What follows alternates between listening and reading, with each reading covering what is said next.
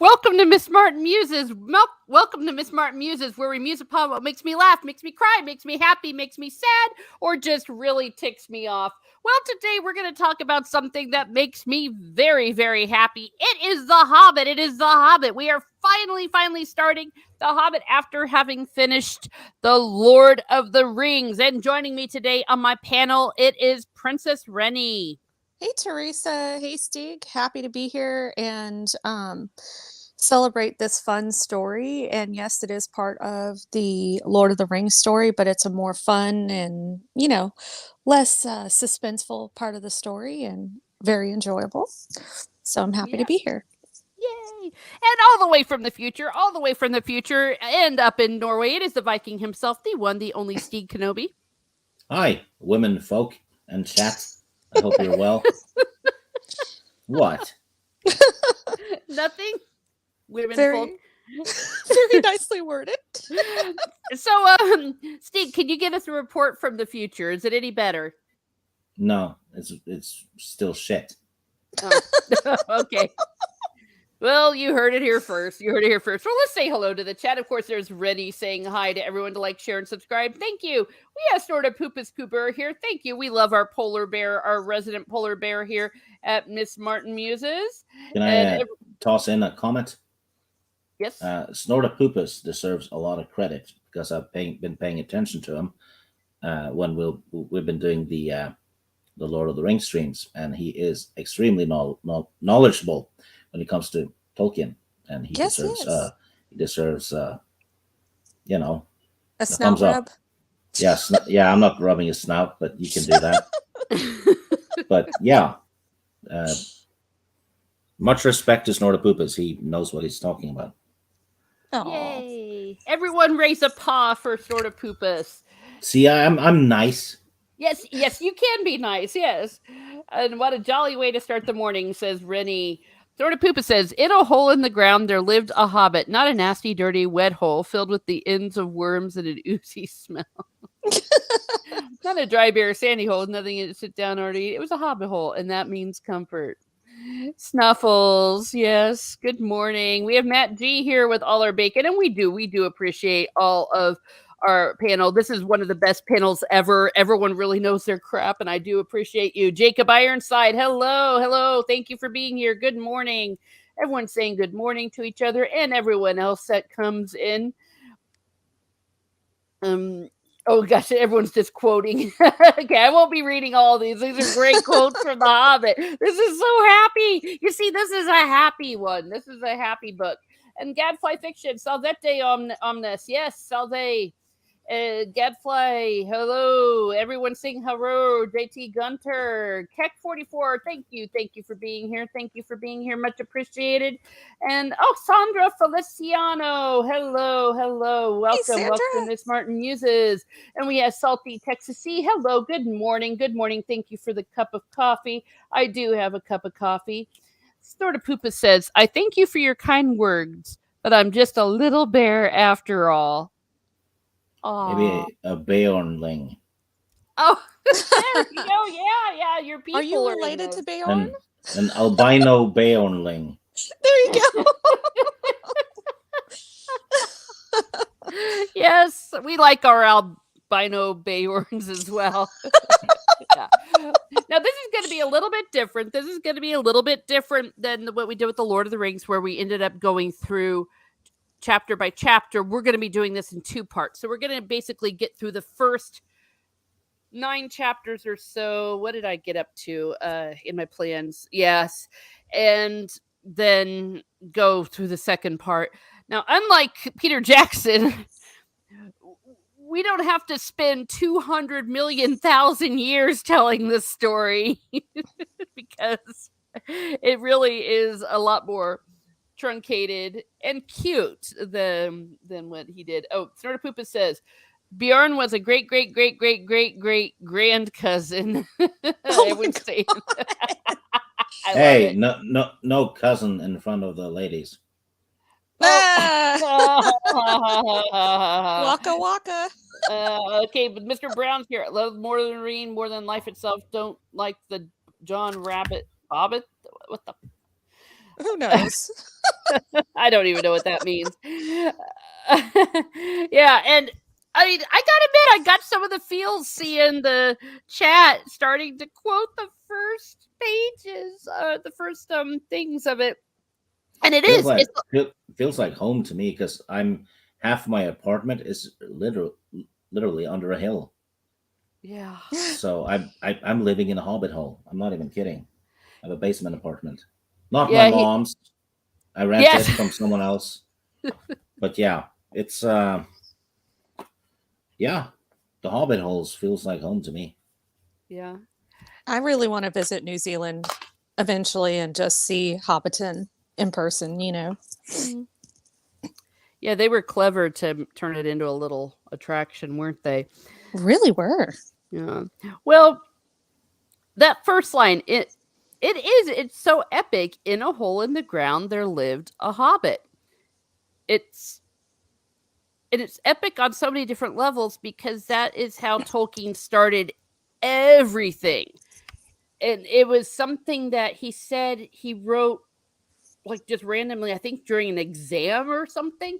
And it was just so magical because it just occurred to him and oh, let's just, kind of jot this down. What does this mean? And out of it came one of the greatest works of literature of all time. So it's pretty Just sprung epic. out of the ground. Oh. It's not a dwarf. No, I'm just kidding. Yep.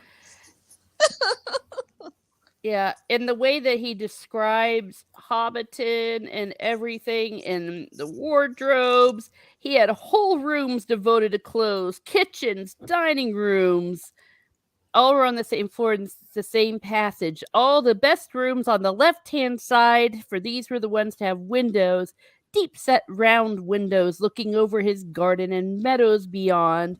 And then he's got a perfectly round door like a porthole, painted green with shiny yellow brass knob in the exact middle. I mean, for crying out loud, and the little pegs for hats and coats. The Hobbit was fond of visitors. I mean, it is. It's a comfortable place. It makes you want to go live there and hang out and You be know what all. I Hmm. would have liked to have had? Like a miniature hobbiton. Like Like a like playset? a no. Yeah, like a just a like you see those train sets and they have hills and Yeah. yeah, like that, but you could with tiny figures you could put everywhere. And yeah, we have a big table with hobbiton. Yeah, like have a whole room. Just Oh yeah, that too. I don't have a spare room for it though. But yeah, yeah, something like that. There's not enough of it. I know they do Lego shit, but it just looks like Yeah. Lego. Yeah, I mean, yeah, it's a cute concept that, yeah, you can build it yourself with your building blocks, so to speak. But yeah, I think I'd rather have a miniature myself. Yeah, because Lego is doing everything now, so it just looks like Legos. yeah. yeah. Well, there's nothing. You said you don't have a spare room. Let's screw a spare room. Turn your living room into it. I mean, come on, get your priorities Ooh. straight. Can It's you full. turn your front door into like a round green door with a knob in the middle? No, I. I think I could actually, but I don't think Ooh. the guy who owns the building would like it. Darn. Plus, if I Okay. do that, I'll get all kinds of midgets knocking on the door, Oh no. wanting food. We're looking for a burglar. Yeah, Exactly. yeah, and the Well, cops go, yeah, yeah, that's where the burglar lives. We're gonna get him. oh no. Well, then he gives listen to this cute description of what hobbits are. They are or were little people about half our height and smaller than the bearded dwarves. Hobbits have no beards. There is little or no magic about them except the ordinary, everyday sort, which helps them disappear quietly and quickly when large, stupid folk like you and me come blundering along, making a noise like elephants, which they can hear a mile off. They are inclined to be fat in the stomach. They dress in bright colors, wear no shoes because their feet grow natural leathery soles and thick, warm brown hair like the stuff on their heads. Aw, I mean, they're little cute little fat things. Yeah, deformed little fuckers. No. Wow. Probably radioactive stuff in the ground. Oh my gosh. So all the toxic waste is being dumped into Hobbiton, and that's how the hobbits were created. Yeah, runs down the Okay. Brandywine River. Oh my gosh. Probably the dwarves doing their industry in the mountains, pouring their shit into the Brandywine River, and There you hobbits go. splash around in it. Look what happened to Gollum though when he filled in to find the ring. Well, He lost his teeth and his hair and he got nuts. in the Yeah. Rankin Bass version, he looks all green like a frog. So I mean, Yeah. hey. Yeah. Well, what I like about it, and I think what everyone likes about the hobbits, is they're cute and they're comfortable, and all they like to do is sit around and eat and party, and don't want any adventures. Another thing that struck me about this is just how the narrative is so different. It's so kiddie. It's like, not like the way we are. We're big people. We're like this. But he's still like crafting such weaving a story, crafting a story. And randomly, he just Almost like painting a picture to set the story in for the young Yes. readers.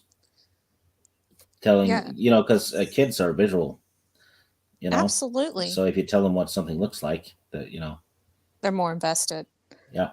And it feels a lot more whimsical than Lord of the Rings. So, for someone who's not as serious of a reader, it's a lot easier to get into this story than having to pay attention to all the details and wait, who's this and where's Rohan? And so, yeah, definitely a lot more fun and carefree. Yeah. Well, and then it mentions Gandalf. And we first see the great Gandalf, who has a pointed blue hat, a long gray cloak, a silver scarf over which his long white beard hung down below his waist, and immense black boots. "Good morning," said Bilbo.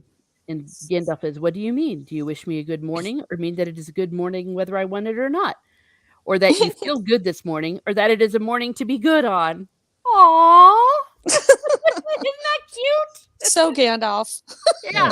No, Almost grammar Nazi-ish, almost. Well, Gandalf, like the Grey at least, always talked in riddles for the most part. And, of course he's not gonna not do it, especially whenever he's trying to goad Bilbo into something. Yeah. And then he's like, Gandalf, good gracious me. Again, it's just so cute. And the actors who played him, both of them, I thought they were superb. It wasn't the dude from Sherlock Holmes' fault that, it sucked. The script sucked. But just, the good gracious me and all that. And Gandalf starts effing around with him, and he says tells him to come to tea, and then Gandalf leaves a little mark on the door. The mark of the burglar. Yeah, exactly. And you're like, what the heck is he doing? And then when the door knocks, he's like, he opens the door expecting to find Gandalf. And this is from a summary. And instead he sees a dwarf. And Bilbo's like, what the hell? And then next thing you know, there's like 13 dwarves. And then Gandalf comes up and says, oh yeah, that sign, that mark, it was an advertisement for a burglar. And it's like, oh. But I thought that was just adorable. And he's like, a burglar? I'm not a burglar. And we get introduced to all their names. We get Thorin, and then they're saying that they want him to break into the mountain. And the mountain used to belong to the dwarves. It holds all their treasure as well as being their home. It was taken from them through force by a dragon named Old Smaug. And he decided the easiest way to have riches is to take them from dwarves who have worked long and hard. And they have a map left in the care of Gandalf by Thorin's late father Thrain. The map shows secret entrances, and it comes with a key to help them enter the mountain. I mean, it's just a very simple story. There's a big mean dragon who went and stole their gold, and they want him to, And this is something they really screwed up in the movies. Mm-hmm. The key. Because at the beginning of the movie, we see the gate of, of Edoras, right? Gets smashed open and Smaug enters. Yeah. So even if the key didn't work in the movie, all they had to do was go in there. Well, I think they were afraid to take the direct route to Smaug. But at the same time, it's like going the back door didn't do much either. So, if you screwed up the back door, sorry, that sounded dirty.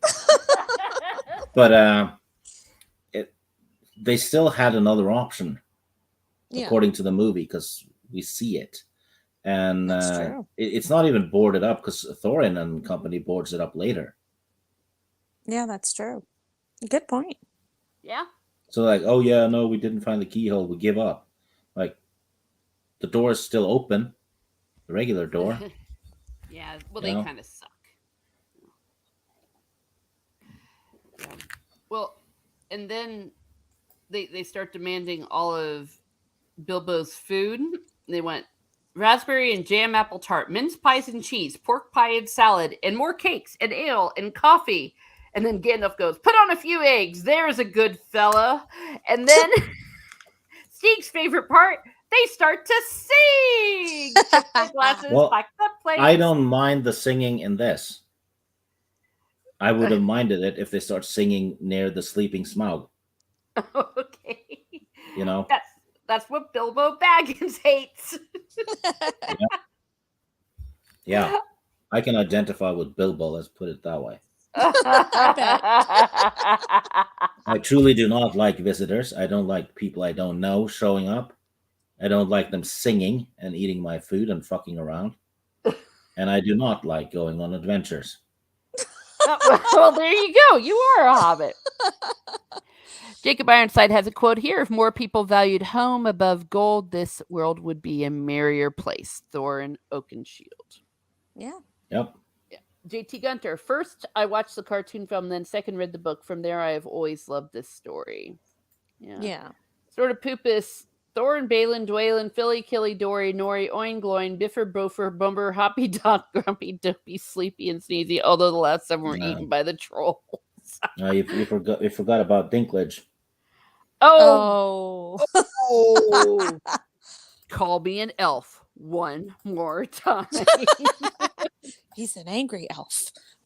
Yeah, exactly. Well, he is an angry elf. Yeah. Oh my gosh. You know what though? I've only seen one person not like the Lord of the Rings books. Really? And it was Chuck Wendig. Who wrote the Star Wars, the first Disney Star Wars books. Oh, well, there you go. He said he was complaining about Tolkien being a bad writer or something. Oh, because he was too descriptive and too creative, or what? Yeah, and this is the writer who described a TIE fighter flying as a wibbly wobbly? He stole that from Doctor Who, because that was a saying during David Tennant's run. Wibbly wobbly, timey wimey. Yeah, David Tennant. Yeah. That's how he described the flying of a... He's not even original himself. Yeah. Nah, he sucks. He can feck right off. That's right. Yeah. Well, and I also think it's cute when Bilbo wakes up the next morning and they leave him a note. They totally made a big, huge breakfast and made a big mess and left everything for Bilbo to clean. But I guess Bilbo, he decides to go ahead and go with them on his journey. He's not even sure why. And as they're all journeying along, this is where it gets to where there's just like little adventures, little things that happens.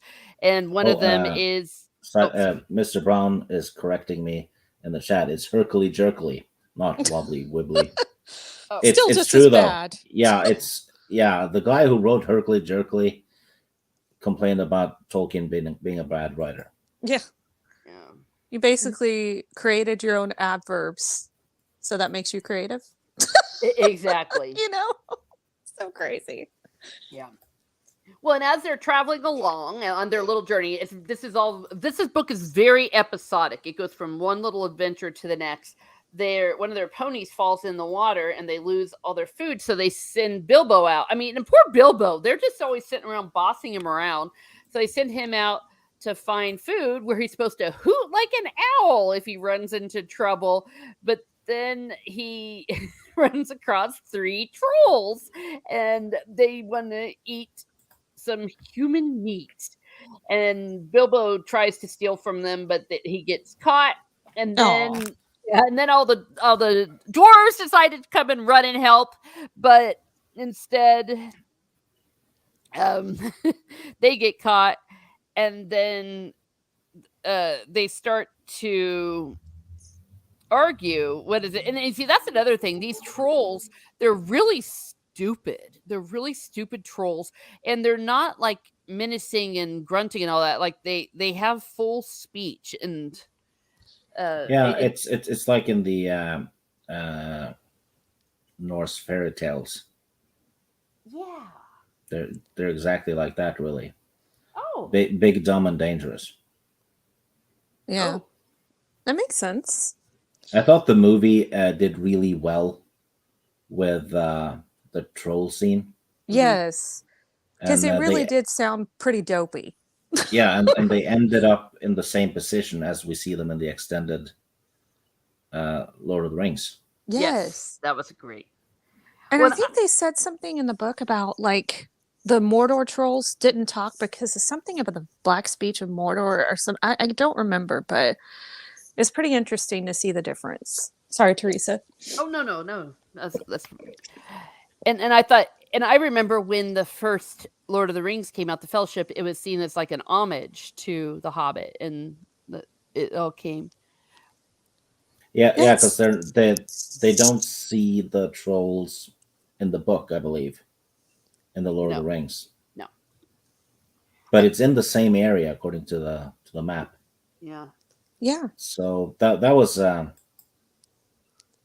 guess, a little change that actually added a bit. Mm-hmm. Yeah. Well, as long as it's like all within the lore and stuff, I think it's when it grievously changes.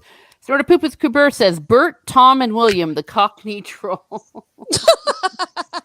You know what would be cool if in the Hobbit, when they're in the troll area, there should have been kingsfoil bushes. Because Aragorn finds kingsfoil in that area. Yeah. Oh, there you are. JT Good said trolls are always dopey, including YouTube trolls. Well, of course, yeah, no one likes those kind of trolls. But it was clever because this is also where it was very fairy tale-ish, that the sunlight makes them turn to stone. And so Gandalf comes along and kind of tricks them into having this big argument. And so they're sitting there yelling at each other so much that they don't catch on that the sunlight's coming. And then that's what makes them turn to stone. Yeah. I always thought that was strange, given how the trolls are in the Lord of the Rings, because they don't turn to stone. But apparently there's different trolls, though. Yeah. And he probably didn't think about that when he wrote The Hobbit, because it was supposed to be a one-off children's story.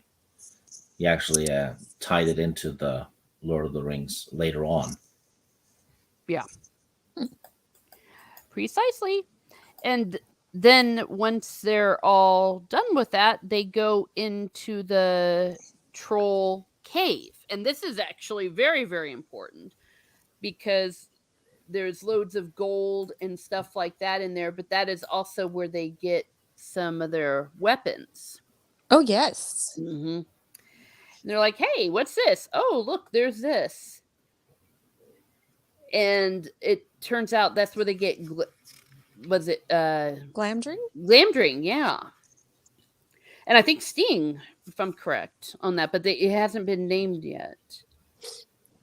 No, that's also something they screwed up in the book, because they were sorry, in the movies, because they were saying that Sting is supposed to be named when it's done a great deed, right? Mm-hmm. So in the books, it gets named after the spider stuff, because that's the first time he uses it. Yeah, because it stung the spiders. Yeah, but in the movie, he stabs a warg with it and saves Thorin. Oh, that's right. So it should have been named after that in the movies, because it had old. That is a great deed, isn't it? Saving Warg killer? yeah, something like that. Yeah. So it should have been. They shouldn't have had Bilbo stab the warg and save Thorin. Yeah. Yeah, I agree. Snartapoopas Bear says, I've always assumed that Bilbo was having a little fun when he wrote down his tales and wanted to make the trolls more humorous. Possibly, maybe a little bit of unreliable narrator sort of thing, maybe. Orchrist and Glamdring says Deadfly Fiction. Bilbo names it Sting out. Yeah, after killing the spiders. Yeah, we haven't gotten there yet. Yeah, it's they just say. I just love it. It's just like this short little. It would be a pocket knife for the trolls, but for Bilbo, it was perfect as a short sword. I have a trivia for you. Mm-hmm. And back in, Tolkien was a student of history, medieval history, and all the wars and all that went on back in the day. Yeah. And in Bilbao, Spain, they had a distinct short sword that was it was a very local thing. It looks exactly like how Tolkien drew Sting, the drawing of Sting. It's identical. Really? But that sword was called the Bilbao blade. But in Bilbao, for short, they called it the Bilbo blade. So that's pretty cute. That's probably how Bilbo got his name. Huh. Well, you heard it here first. Jacob Ironside says Goblin Cleaver and Faux Hammer. Yes. Yeah. Snartapoopa says Sting was essentially a long dagger, short sword, and didn't rate a name when it was made. Good morning, Gadfly. Good morning. Everyone's saying salve, hello, and hello to each other. Yes. So that's that. And again, these are going to become so huge later for the Lord of the Rings, but just right now, well, it's just it's just a thing. Okay, I'm trying to get my little summary here going here, but it's crazy. It went crazy on me here. What there and back again? They're back again. Yes. Well, and then their next adventure is they come to the goblins. Holy crud. And this is a crazy chapter. And there's the rock giants before, right? When they're heading into the mountains, it's just mentioned though. Yeah. Sorry, Teresa. Oh no, go ahead, Rennie. No, you're good. I was just just saying, yeah. I'm sorry. No, don't be sorry. Go ahead. Yeah, because I want to say I remember like you, Stig, where it was really brief in the books, but in the movie they kind of went a little bit. Yeah, turned into a theme park. Yeah, exactly. Yeah, it was absurd. Yeah, a storm with the giants throwing boulders at each other. Yeah, which is interesting that Tolkien just that would be a huge deal seeing like a giant made of rock throwing boulders at another one, but he does it kind of like in a almost like a throwaway line. Yeah. It's like, yeah, it's really bad weather and they're cold, and oh, by the way, there's a couple of giants throwing boulders at each other. No And big then they deal. and then they went on. They're just throwing rocks at each other. We'll be fine. Yeah. Oh, Oh yeah, gosh. and you skipped Rivendell. Oh, they get to Rivendell before they go to. Yeah. Oh, shoot. For some reason, I remember them hitting the goblins first. I don't know why that is. Yeah, because the Rivendell is. Because that's when Elrond reads the map with the moon writing on it or whatever. Yeah. You're right. You're right. I am so sorry because it's a chapter called A Short Rest. A Short Rest. And yeah, and we get to see Eldrin. It says here, I got it here. The group travels to Rivendell, a city of elves located near a river valley where Elrond, the elf lord, will give them food and lodging. The way to Rivendell is difficult, but when the group arrives, they're greeted by the sound of elves singing. Yay! They're singing, Steek! But of course they are. Yeah. Oh, and they stay a while because that's the other thing. In these books, they sit around for a few weeks. They hang out for 2 weeks. It says here, yes, and they talk with Elrond, who's looking at the map, and it's moon letters, which can only be read by the light of the moon on Durin's Day, the first day of the dwarves' new year. And it says the light of the setting sun will shine upon the keyhole to the secret passageway to Smaug's lair. Elrond also reads the runes on the two swords Gandalf and Thorin found in the troll's possession, reveals that they are the famous goblin-killing weapons, Oakrist, the Goblin Cleaver, and Glamdring, Foe Hammer. So, yeah. And when they decide to leave, it's midsummer, and the elves sing to them as they leave. Yay! Yeah, and then also their visit to Rivendell, then the storm in the mountains, and then the goblins. Yes, thank you. Yeah, a little bit out of out of order there. Jacob Ironside said, trolls in Lord of the Rings are Olaghai, trolls created by Sauron, not unlike the Uruk-hai, who are also able to withstand sunlight. Yes. Yeah. He made them like different classes and stuff. And I love it when the elves sing, because, elves are happy people, I guess. Yeah, and they're one with nature and, just love the flow of everything.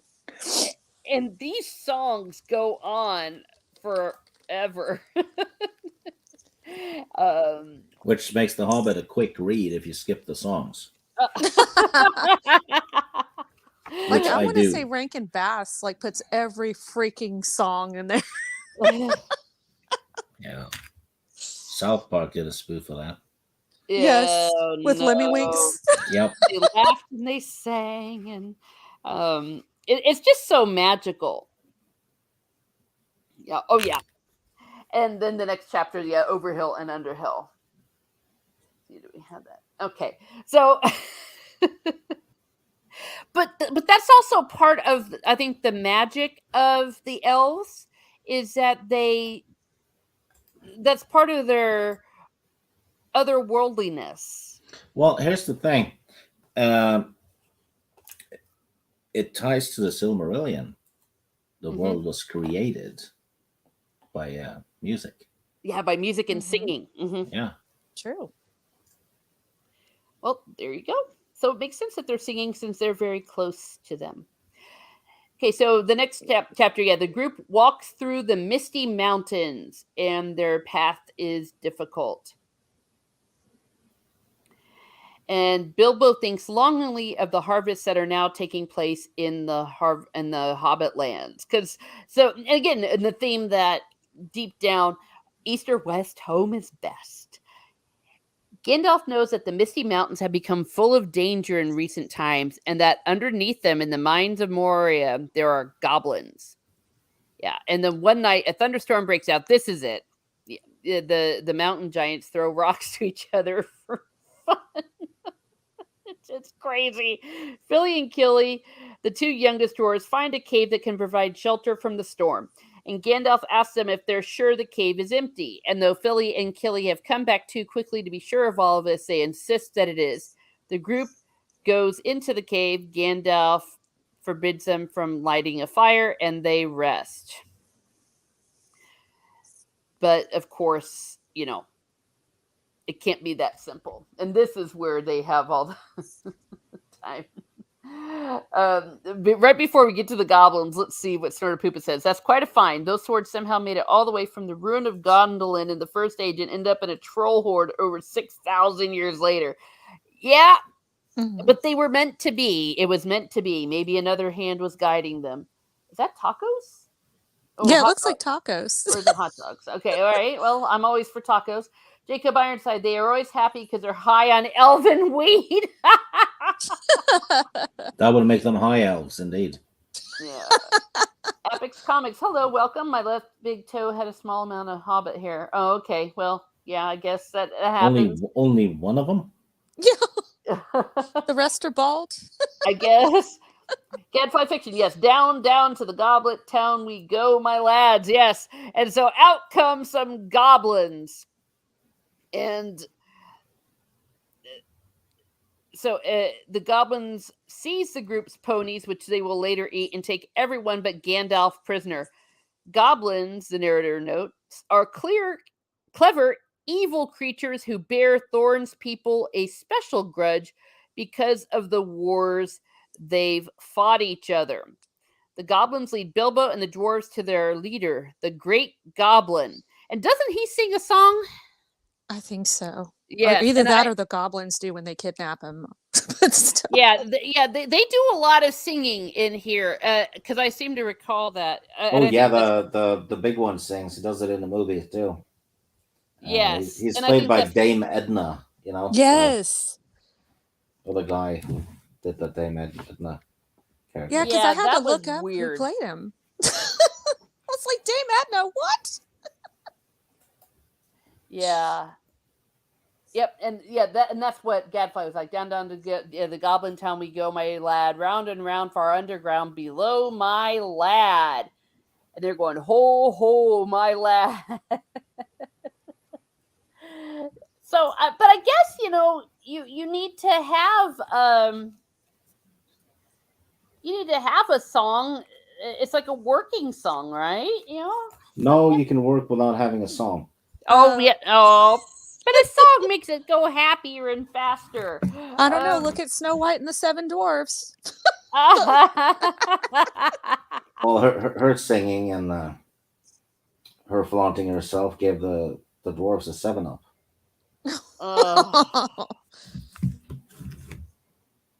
Okay. The Great Goblin asks Thorin to identify himself and explain why he's here. Thorin identifies himself but lies and says that he and his group are visiting his relatives on the other side of the mountain. The goblins howl that Thorin is lying and that he hasn't explained the bright flash of light that killed some of them. They also produce the sword. Oh yeah, by the way, that's one of the first times that we see Gandalf using magic in there. They also produce the sword Thorin found in the troll's treasure hole, which the Great Goblin immediately recognized as Orcust or Biter, a famous sword that has killed hundreds of goblins.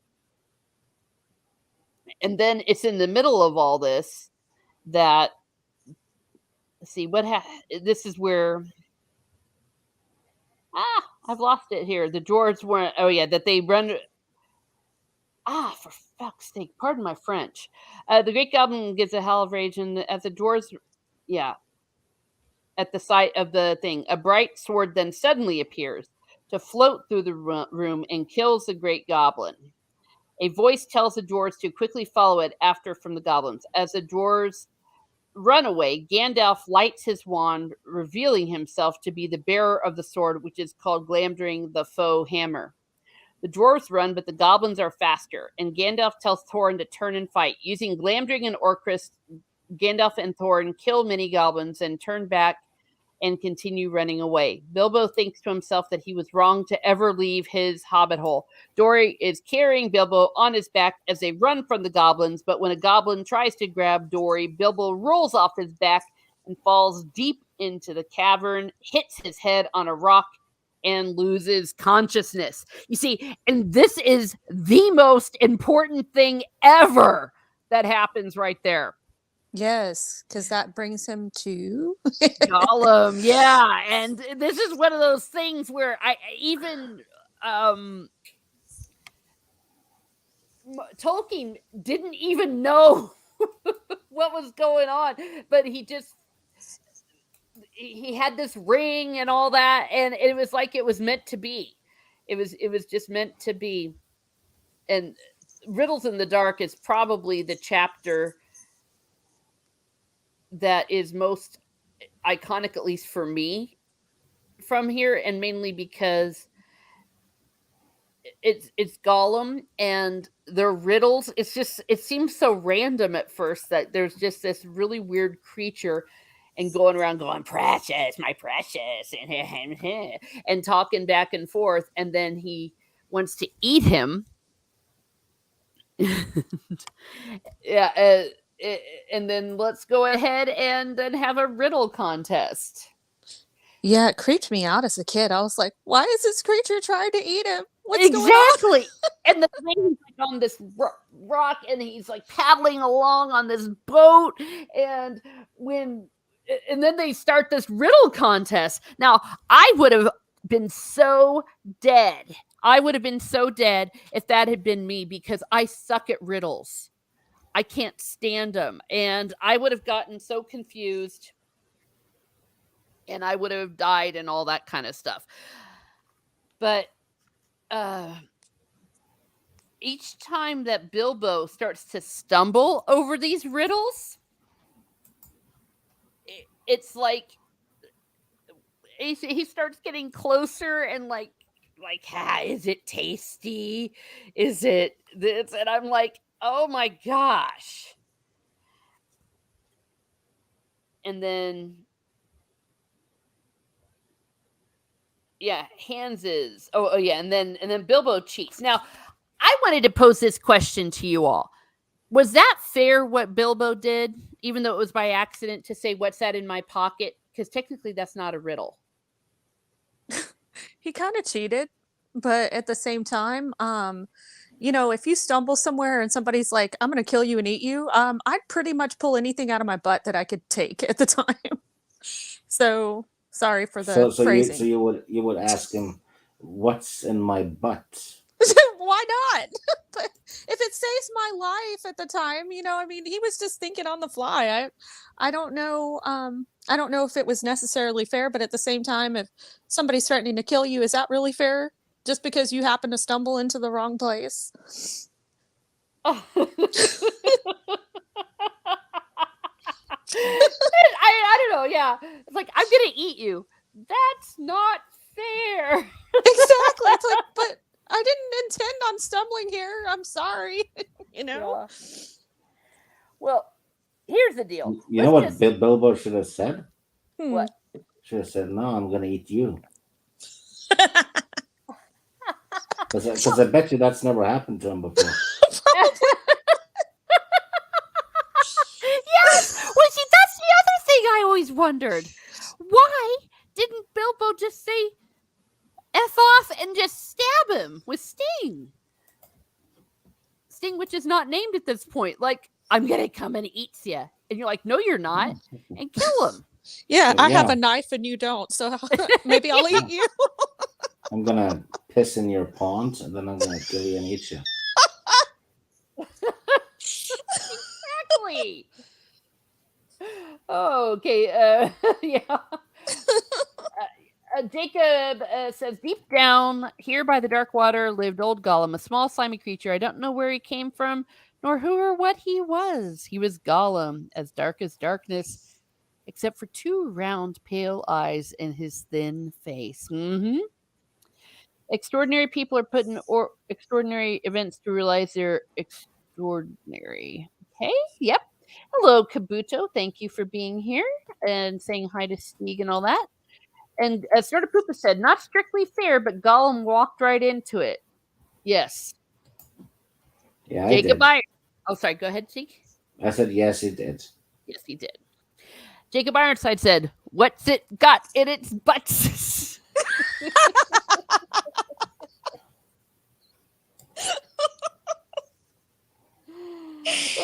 I'm picturing Andy Serkis's He's version of Gollum saying that. What's it got in its butts? And he's It's like, precious. we likes it raw and wiggly.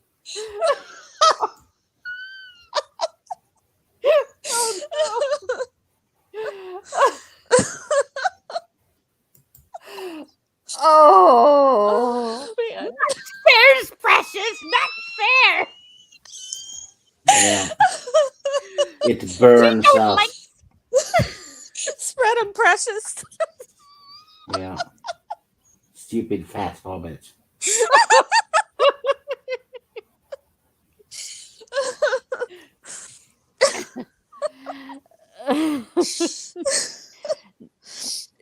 Okay, all of that is just You know so what wrong. he would do though? As it happens, he would just scream, "We hates it forever."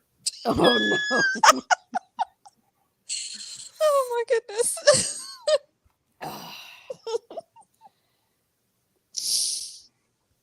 Yeah, that's one way of looking at it. Wicked, tricksy, false.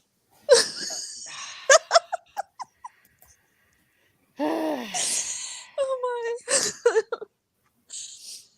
my. Okay, Sort of Poopas actually has a serious comment here. Bilbo wasn't a killer by nature. That would have been a strange thought for him. Yeah. Well, you'd think if some dude was gonna be eating you, He you was would. he was a butt burglar.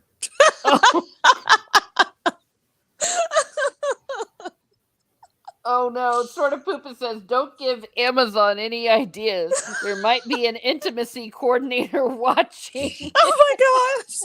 It's like, I said bag end, not back end. Oh, There's an I almost- unexpected party in Gollum. oh no. Jacob Ironside says, I almost spit tea out of my mouth. Okay. Definitely an unexpected journey. Yeah. Oh gosh. And once again, we've Yeah, it's lost like him. there and in the back again. A Hobbit's Tale by Dildo Shaggins. Oh. Oh no. Or a Hobbit Hunting Tale by Bilbo Shaggins. I don't know. Well, that lost us 2 viewers. Okay, sorry. Maybe you'll come back. Okay, they're coming back. Mhm. And anyways,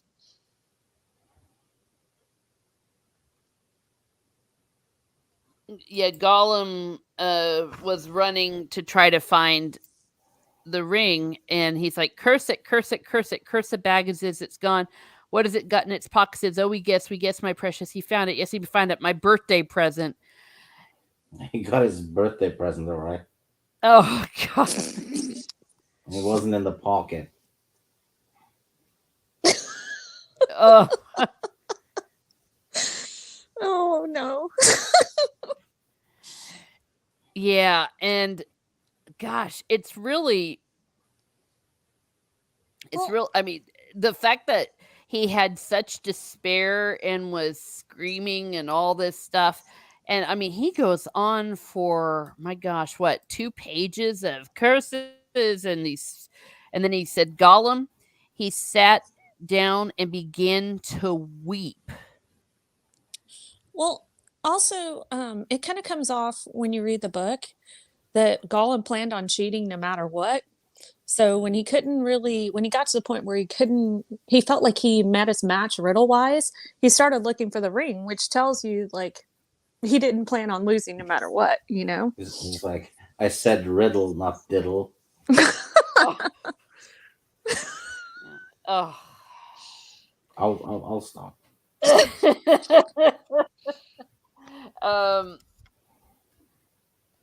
There in a crack in the ground lived Gollum. Tricksy, nasty hobbit. Yes. Well, That's what Bilbo Baggins likes.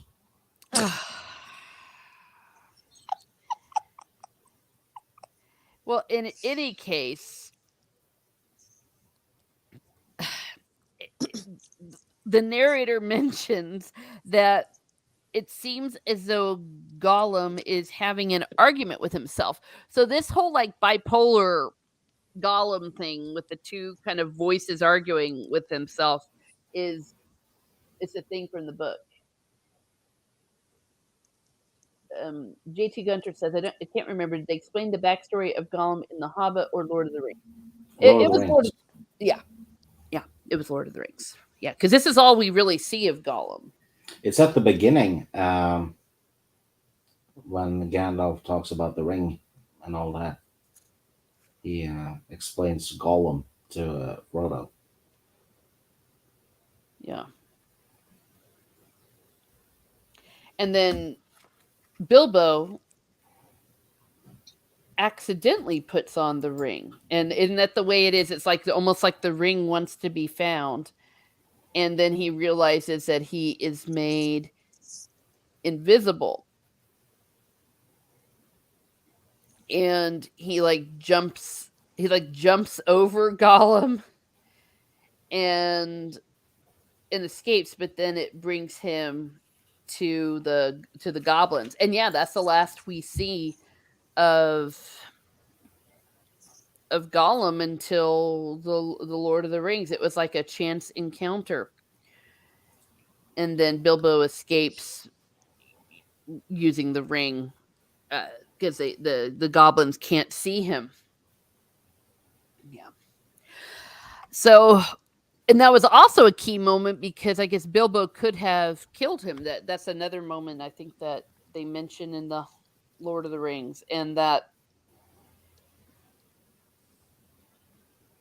for some reason they knew that Gollum was supposed to live, and that Bilbo, being the compassionate man that he is what saved everybody in a way, because otherwise Gollum would not have been able to destroy the ring, because Gollum was the only one who could destroy the ring. So. Yeah, and Frodo would have just done the ring is mine, and that's it. Dark Yeah, days. that's the end of the story.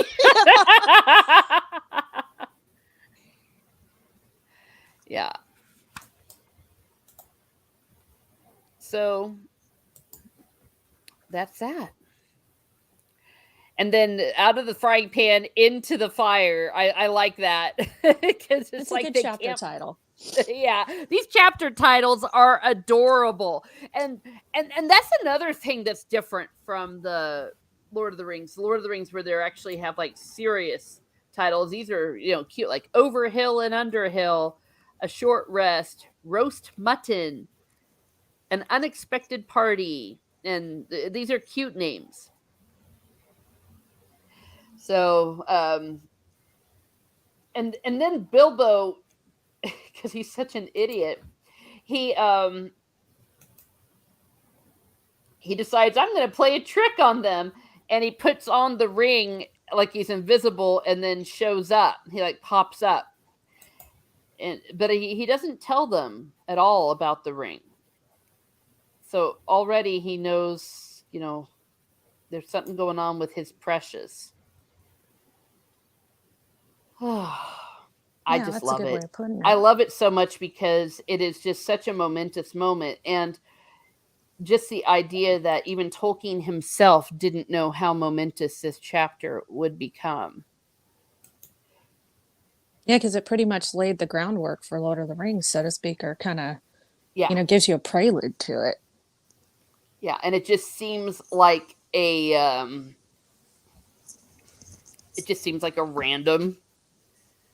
random chance encounter.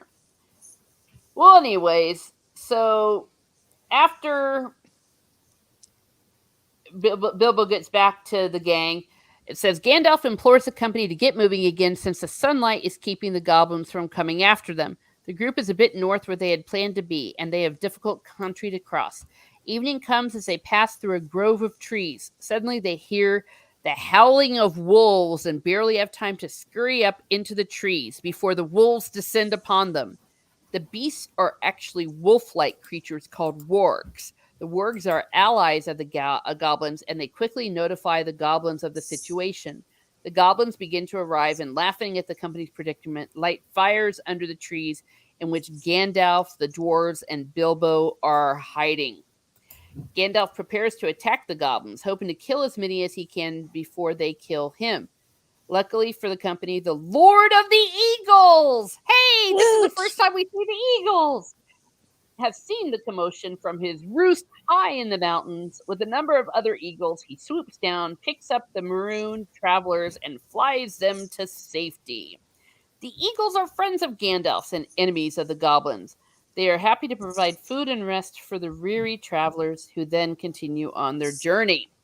So, another little adventure, and we first see the wargs, those wolves. And then the eagles come and swoop in and save them, and that's where we get the whole argument, well, why didn't the eagles do that before? And in the Lord of the Rings, and then the answer is like, well, they're not a taxi service. On the other hand, this one, it really did seem like almost a Deus Ex Machina. Would I be fair to say that, Steve? Yeah, because they're not mentioned before. Yeah. Yeah, I think Yeah. so. Yeah, this time it's a little bit okay. You know, what's going on? They're all going to die. Wait, eagles? What? Who? Where? It makes sense that they would be there though because they're in the mountains. Mm-hmm. So it would see them, but I don't know. It's yeah.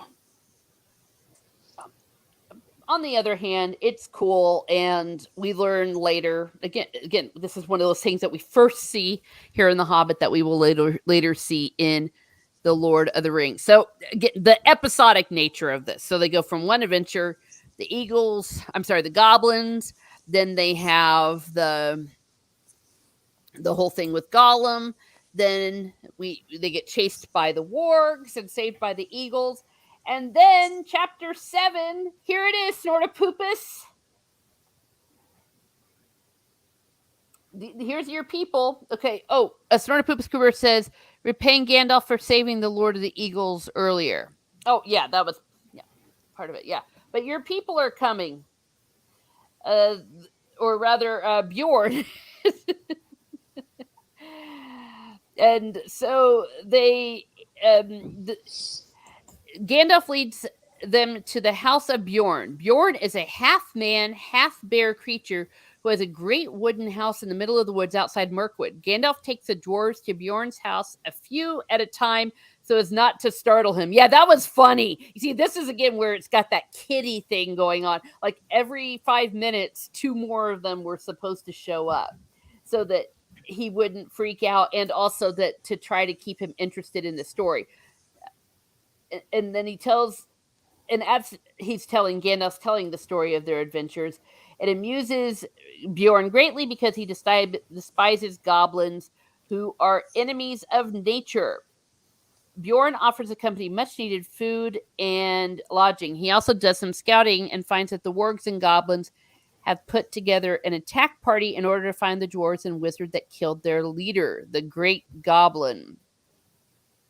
And this chapter is so cute too, because this is where like animals are coming. This is where it's. I don't want to say a Disney cartoon because we know that Tolkien hated that, but Bjorn has a whole bunch of animals coming in and bringing them food and bringing them seats and getting everything, and it's just a very magical chapter, I thought. Yeah, very cute. Yeah. I like and that the whole chapter. idea So that cute. he's like that he's a half human, half and it also was a little bit spooky because Gandalf was telling them, hey, don't don't go outside no matter what you hear. And you're like, well, what's going to happen if you go outside? But and then they make all these snuggly little beds for them. And I got to admit, I was rereading this while I was snuggled in bed. And when it said, and then Bilbo snuggled down into the blankets and stuff and went fast to sleep, I was like, that is so comfortable. And there's like a fire and they had all this food. It was really, really cute. So I like this chapter a lot. I don't know. What do you think of Bjorn? Ready? Oh, I think he's pretty awesome. Like, I think the movie version of Peter Jackson's doesn't quite do him justice because I think they try to make him seem a little bit more scary. Mm-hmm. In the book, he sounds a lot more like a more friendly, more cuddly, even though Gandalf tries to warn them, don't startle him. He is a bear right now, but he just doesn't seem that intimidating in the book. So, but like you said, with the animals, like serving them food and helping them get comfortable in the house, it's just a really cute and sweet chapter. And it gives you a little bit of a what's the word I'm looking for, like a little bit of a relief or a little bit of a space from all the scary stuff that they just went through. So it's like, oh, okay, they're safe, they're tucked in, they've had a good dinner, and they can actually rest. But what's going to happen next? So it's kind of like the calm before the storm, but it is a really cute chapter. I actually really like it. Yeah. Sort of Poopa says, this and the scene in Bombadil's house when everyone is snuggled in bed are great bedtime reads. Yes, they are. Yeah, Steve, I'm sure that you loved all the parts with the animals and the. Oh yeah, I was filled with so much joy. Just knew you were going to say that. I know. I loved it. I like Beorn though. Very cool character. Yeah. He's a werebear instead of a werewolf, maybe? No. Yeah, a werewolf, but not a werewolf. Yeah. I don't know. Yeah. Shape changer. Yeah. I don't think they mentioned him in Lord of the Rings, right? We have right? a Valkyrie in the chat too. Oh, yes, I saw that. Yeah. Welcome, Purple Valkyrie. Welcome. And Keely Chow also showed up. Thank you for being here. This chapter is called, unfortunately. Okay, the chapter's called Queer Lodgings. Now, back then, that meant Golem's strange. Cave. What? Nothing. Is that a crack, Stieg? Sorry. Mayhaps.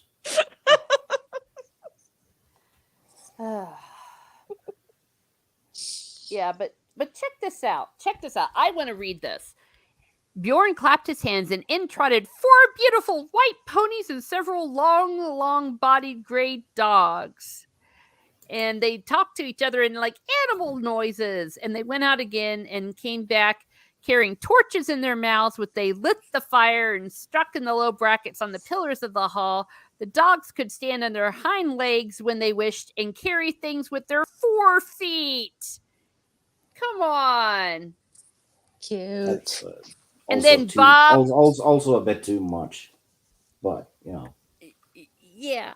Well, this is where you kind of know it's a bit of a kid book.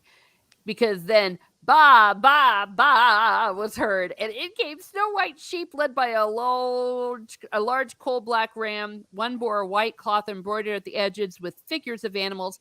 Other bore on their broad backs trays with bowls and platters and knives and wooden spoons, which the dog laid out. So, yeah, this is the Forest Friends Street part of the chapter.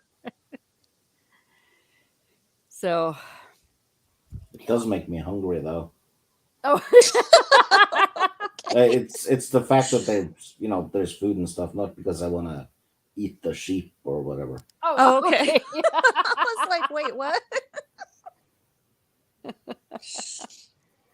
Oh my gosh.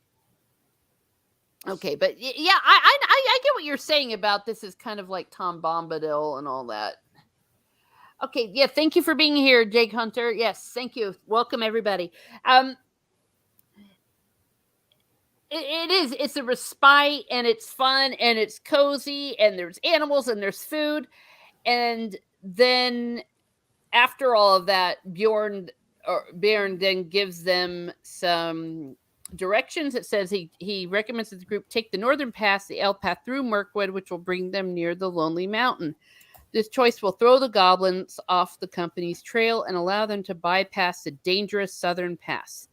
The northern pass is not entirely safe either, so Bjorn repeatedly warns his guests never to stray from the path.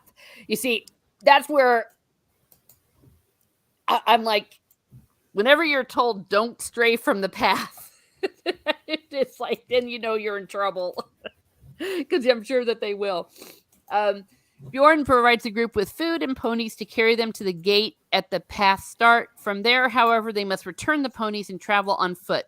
When they reach the path, Gandalf also departs, wishing his friends best and reminded them never to stray from the path because dark things lurk in Mirkwood that even the wizard does not know about. On that note, the dwarves and the hobbit plunge into the forest. Now, this is where Gandalf leaves because he's like, I've got to deal with some situations here. And that's where he's off dealing with some of the other issues. Yeah. Snort Poopa says, where do you think I learned how to type on a computer? Yes. Bjorn likes his furry little friends. Yes. He's a skin changer, not a fur seller. Okay. Well, I'm going to pause here because this is about halfway through the book.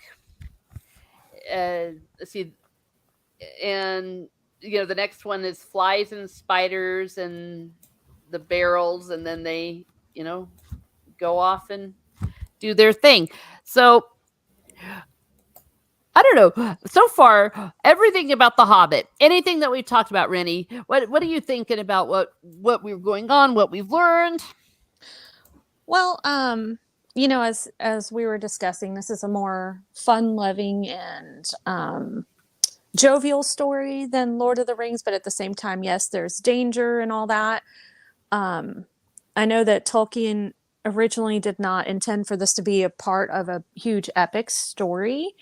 Even though it was mainly catered towards kids, you can see the little snippets and hints of stuff that he added in to kind of tie it all together with a nice bow. He doesn't really break any lore, but I think it's pretty interesting to see the differences between the creatures. Like, for instance, you have the Mordor trolls, and then you have the trolls that, try to eat Bilbo and company, or, they call goblins orcs in this, or orcs goblins in this book, to make it more relatable to kids or to kind of make it easier to understand what these creatures are, so to speak. So I don't know, it's a more fun-loving story. It's really easy to read, at least for me. It's one of those things where, the pages just turn so easily because it's a little bit more simply written, but at the same time, it's still got a great feel. It's still got the world building that we've all grown to love. And it's not such a worrisome or stressful story as Lord of the Rings, because Lord of the Rings does kind of keep you on the edge of your seat more. This is more fun and more adventurous to me. Yeah. Yeah, Steve? Well, yeah, it's. I agree with Rennie, and in hindsight, I think given that the story is so episodic, it might have been told better in a TV show rather than a movie, because it's every chapter is basically an event, so you could do one episode per chapter, really. Oh, that's a good point. Yeah, but yeah, it's a great children's book. It really is. I think though it is viewed more fondly due to the Lord of the Rings rather than as a standalone book. You know, because it's the Lord of the Rings prequel. Yeah. Essentially, yeah. Yeah. So when people read the Lord of the Rings, they will read the Hobbit. Yeah. And vice versa. Well, Yeah. That's a good point. And we'll never know if The Hobbit would have stayed a classic or anything on its own because of course we had the Lord of the Rings, so it wasn't we'll never be able to know that. It is awfully cute though. Oh my gosh. Snortopoopas Kuber says, important takeaways. Never open your door for dwarves. Always take plenty of handkerchiefs and don't stray off the path. Yes? Yeah. Yeah.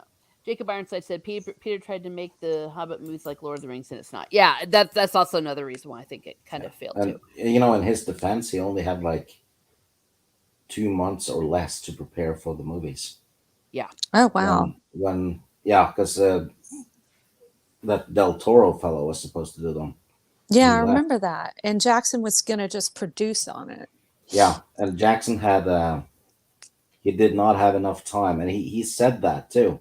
Mm-hmm. The reason why they're wonky is because he simply didn't have time. I think they made the mistake by, I understand that was it WB that took this franchise over? Um, they wanted to get as much money and milk it for as much as possible, so that's why they divided it into multiple movies. I think The Hobbit would have worked as just one movie. It's the shortest book of the entire series. Uh no, you would have needed two, I think, You because think? you have to have the Gandalf stuff too. True. Yeah, I think that as two movies it would have worked, and that was the original plan. And I think that if I'm correct, isn't that part of what made Del Toro leave the project was because they kept expanding it and obviously had a lot of interference. Yeah, he said something I want to say about it becoming too complicated, and he's like, that's it, I'm done. And I can't blame him for that. When the studio keeps, interjecting and saying, well, we want to add this or we want to expand and make more and more. And it's like, I get that you're trying to make money, but you're sacrificing the story and it's too much work. Yeah. Yeah. And I think that that's why nobody really has any anger or animus toward Peter Jackson for The Hobbit. That I've if there is, I've not heard it or seen it. I've heard some people say, yeah, it was kind of dumb, some of the stuff that they added, and that they're not the good movies. But no one I've ever felt has really said because Peter Jackson sucks, because I think people understood what had actually happened. And as Jacob Ironside says, he had years to prepare for the Lord of the Rings. Yes, he did. Yes, Yeah. and that was the original plan. Well, and I'll tell you this much, as even though they're not half as good as the Lord of the Rings movies, I'll still take these movies over today's entertainment. Oh, hell Oh yeah. yeah, and the extended versions are quite good, and I guess as long as it's not an action scene, the Hobbit movies are fine. But it's the action scenes that You think the it's like over CG'd? yeah, that plus Yeah. it's almost cartoony. I mean that the barrel sequence, Yeah, that was kind of it's like cheesy. 20 minutes of Legolas being a superhero, and Yeah. the same with the battle with when they escape the goblins. Oh, You yeah, know, that too. I didn't like the Battle of the Five Armies. I thought that was pretty overdrawn a little bit, or the way they did it was just too much. yeah, Yeah. It was. Yeah. It but there's definitely beautiful moments in it. yeah. And some Lake Town looks fantastic. mhm. Yes. Yeah, and the music was amazing and the casting, everything was good about it. but everything was also bad about it too, if that makes any sense. Yeah, I think they picked the perfect guy to play Legolas's dad. I thought Thranduil was really well cast. And well, actually the dwarves are well cast in my opinion, but yeah, it was too overdrawn, but at the same time, hey, I'll take it over anything coming out today. It's still far more entertaining than anything that, they can throw at me at this moment. Yeah. Well, and when you look at The Hobbit, for example, you still feel like you're living in that world. Yeah. Even if some of it's kind of like, whatever. Not like this newer weird stuff that they're coming up with. Storm Poopa says, compared to what Amazon is doing to the lore, the Hobbit movies are good. Yes, exactly. That's what I was thinking too. Yeah. Yeah. Is at least nothing really ruined anything in the Hobbit movie. I thought what they did with Radagast was absolutely absurd, but I didn't feel like it completely destroyed. Yeah. I the mean, whole he thing. was interesting and very one with nature. I don't know if he needed to have bird crap in his hair. Yeah, it was more like WTF. It wasn't like a Jake Skywalker moment. But I still liked Sylvester McCoy. He's actually a pretty good actor, and I thought he played the role as best as he could, and I thought Radagast was, pretty cute, as far as the character wise, not necessarily caring for the way he looked, but I thought he fit in to the movie fairly well. Yeah. Kick 44 says, overbloomed. Yes. Yeah. And but Bush says Radagast was such a waste of time. The chasing went on too long. Yeah, all of the stuff went way too long in it, and you even felt that way with some of the good scenes. It was like, let's milk every last second Yeah. of it. We must milk it and stretch it like too much. What is it? Too much bread Butter over not scraped enough. over too much bread. Yeah, not enough. Yeah, exactly. That's probably the best way to describe the whole thing. But my gosh, I really do love this story, and it's been a while since I've sat and reread this. It was just like getting into a warm bath, a warm bubble bath, and sitting back and relaxing and enjoying it and all that. That's a good way to put it. I like that. Yeah, and the animals. Yeah. Jacob Ironside says, I do not blame Peter Jackson. There was lots of things going on during the making of yeah, exactly. And I think that's why people don't get upset with him. Sort of Poopus Kuber says, the dwarf elf romance was just weird, with apologies to Lady Toriel. Yes. Yeah, we love our Lady Toriel, but yes, it was very fanficky to me. True. Bush was like, yes, Miss Martin. I was like, get on with it through so much of this movie. Yes. Yeah. These, objectively speaking, though, from a certain point of view, the movies were successful. They were profitable. They just weren't as profitable as the Lord of the Rings. You can't say that they weren't successful. Well, they went with a good formula as far as okay, I'm going to get Ian McKellen back to play Gandalf. Mm-hmm. I'm going to get Hugo Weaving back as Elrond, and Cate Blanchett back as Galadriel. And when you bring all these original actors back, and they even showed Ian Helm for a little bit as the OG Bilbo. Mm-hmm. Well, and don't forget Christopher Lee. Yeah. So you've won the loyalty of the fans of the original movies, which is great. So of course, you're still going to get that, that money coming in. If they had changed actors or done anything like a little bit, too far-fetched, I don't think it would have made the money that it did. No. And those scenes were actually pretty cool. The stuff with Elrond. The Necromancer and the White Council. Yes. That was really cool. And the magic of modern day technology where Christopher Lee couldn't make the journey. He was just too old and all that, but they were able to have him be a part of it. Yeah, that And was pretty cool. yeah.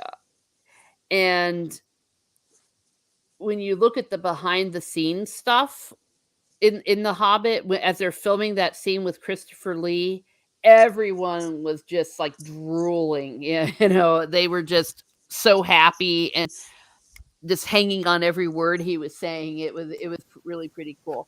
And a lot of the actors showed up to watch it film because they just wanted Oh, to be around Christopher Lee. that's a true honor. That's how you know, like they really respected him so much. Viggo Mortensen used to, when he was done shooting a scene, he would run over to where Christopher Lee was shooting just to see Christopher Lee in action during Yeah. the Lord of the Rings. Oh yeah, that's right. So that guy had respect. Yeah. Mhm. He did. Yeah. The je ne sais quoi that he brought, that he was one of those that could just tell you, hello, I am drinking a cup of coffee, and you'd just be like, oh. You know what you can find on YouTube? Hmm. What? Christopher Lee reading Edgar Allan Poe stories. Oh yes. Oh, mhm. Pretty And, awesome. holy shit. That's a good combination. Yeah. I listened to him. I've made it a thing during Halloween time to listen to those, and yes, they are lovely. The So, one with the cat is fucked up. oh, well, it's Edgar Allan Poe. Edgar Allan Poe was effed up. Yeah. Yeah, so Christopher Lee also did a Tolkien CD. He was singing the Three Beard song and stuff on it. yeah. Yeah, we love Christopher Lee, and we just love these stories in general. Okay, we're going to start wrapping up this party. I wanted to say thank you to the chat. You all are amazing. Thank you for showing up. See, we got Boosh, we got Sort of Poopus, we got Jacob Ironside. We have we had Purple Valkyrie come in. We have Keck 44. Let's see, loads of people popping in. We had, oh gosh, if I'm missing anyone, I sincerely apologize, but I thank you, JT Gunter. I do appreciate all of you. Thank you for being here. The chat is always so participatory and helping out, and your knowledge is just amazing. We had Keely Chow. Thank you, Keely Chow, for showing up. And we also had Kabuto Studios, Matt G with his bacon. We always appreciate the bacon. Epics Comics, Matt, I did say Matt G. Sandra Feliciano, or is it Feliciano? Help me out here. And Gadfly Fiction, I do appreciate you. Thank you for being here. So Jacob Ironside says, you're drinking a cup of coffee, Mr. Lee. Ooh, say something else. Sandra says, I thank you. I enjoyed listening to your review. Well, thank you. And again, I hope that maybe some of these will jog some memories and maybe make you want to reread these, because nothing compares to reading the books and just sitting down again with a hot cup of tea, if you can, before a fire. Isn't that the best? I think Oh, there's yeah. nothing better in the world. So Princess Rennie, where can we find you? Typically here when we're talking Lord of the Rings on Saturday mornings from time to time. And then on Mr. Brown Alliance Saturdays from around 4 or 5 p.m. Central. I won't be there for the next few weeks, but I plan to be back in April. I think today they're talking Galaxy Quest. But yeah, that's pretty much it in a nutshell, I believe. But I am a little bit sleep deprived as usual. But hey, what's new? Yeah. Okay, Stig, where can we find you? Well, usually here for the Lord of the Rings stuff and the and the movie, double pick, what have you. And next week I'll be on Lady Greymaster's channel. We're doing our third 80s stream where we talk about. We started with 1980 in the first episode, then we did 81. Now we're doing 82, where we talk a little bit about events that happened in that year in the world, and so it's a little bit educational or maybe nostalgic, depending on what you know or don't, or even remember. And we're also reviewing a movie each that we picked for each other. So I'm to watch An Officer and a Gentleman for that stream, and she is to watch Conan the Barbarian. Yay. So it's it's a contrast going on. Very Even though Conan the Barbarian was actually nice to women. Yeah, he has a code of honor thing. So He was a Oh, yeah. barbarian and a gentleman. yeah. There So you go. so that's gonna be fun. And on Friday, on Jade Shadow's channel, she and I will do another top 10. I think it's no, wait a minute. Shit, that's the week after, isn't it? Yeah. There's nothing happening on Friday. Nothing happening. Okay. Well, stay tuned to that, everyone. Stay tuned to that, everyone. And you can find me here at Miss Martin Muses. This Tuesday, the triple review is returning. We're going to be reviewing 3 Irish movies since St. Patrick's Day coming up. It's going to be The Commitments, The Commitments, Waking Ned Divine, and The Guard. So if you haven't seen those movies and want to tune in there, do that. There's not going to be a double pick this Monday. I might do a Monday Musings, but the double pick is going to be taking a break. But stay tuned. I might be doing my Monday Musings. And as always, The Hobbit, we're going to finish up The Hobbit next Saturday. And then we will be moving on to the Silmarillion. So please like, share, and subscribe. If you enjoyed, please go ahead and read these books. They are fun. They are fun, precious. They are fun. And have a great day, everyone. Have a great day. And be certain, if you are addicted to a ring, don't friggin' leave it laying around. And eeny, meeny, miny, mo. I wonder where Bilbo's glove will